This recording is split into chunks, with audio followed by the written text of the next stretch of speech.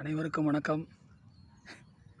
இது நம்ம இடத்தோட பிக் பாஸ் பனைமரம். எனக்கு ரொம்ப பிடிச்ச மரம். தமிழ்நாட்டோட கற்பக என் தோட்டத்தோட கற்பக இதுதான். ஒரு 3 வருடங்களாக இந்த பனை மரத்து மேலே ரொம்ப ஆர்வம்.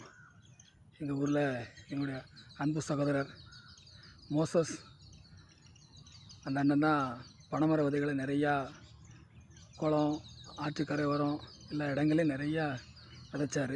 அப்போ இருந்து நமக்கு ஒரு ஆர்வம். வருஷம் இப்போ ஒரு 3 வருஷமாக ஒரு 30-40 பனங்கொட்டை நான் வச்சுக்கிட்டு இருந்தேன். இந்த வருஷம் என்னோடய இடத்துல 200 கொட்டைகளுக்கு மேலே 5 அடிக்கு ஒன்றா விதைச்சிருக்கேன். இனி அடுத்து வர காலங்களிலிருந்து பொது இடங்களில், இளங்காடுகளில் எங்கேயாவது பனைமர கொட்டைகள் விதைக்க தேவைப்படுற இடத்துல விதைக்கலாம்னு பனைமர கொட்டையை ஒவ்வொரு வருடமும் ஒரு 200-300 கொட்டையை பனங்கொட்டையை விதைக்கணுங்கிற எண்ணத்தில் இருக்கிறோம். பனைமரம் நமக்கு எல்லா வகையத்துலையுமே ஒரு முக்கியமான மரம்.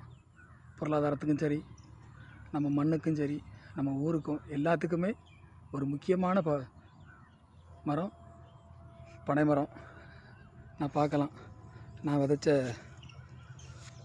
சின்ன கன்றுகள் 2 வருஷத்துக்கு முன்னால் விதைச்சது. இப்போது 2 வருடங்களாக ஆச்சு. இந்த பனை மரக்கன்றுகள் வளர்ந்து பீறி விட்டு அடுத்து ஓலை வர்றதுக்கு நிற்கிது. இது 4 வருட பனை. அதனால் எல்லாருமே இந்த புரட்டாசி மாதம், ஆடி மாதத்தில் நிறைய பனங்கொட்டைகள் விழும். எடுத்து ஒன்று உங்கள் இடமா இருக்கலாம், அல்லட்ட பொது இடங்களில் பனங்கொட்டைகளை, பனை விதைகளை விதைப்போம். நாளைய தமிழகத்திற்கும், நாளைய நம்ம ஊருக்கும் ஒரு சிறப்பான எதிர்காலத்துக்கு இந்த பனைமரம் வழிவகுக்கும்.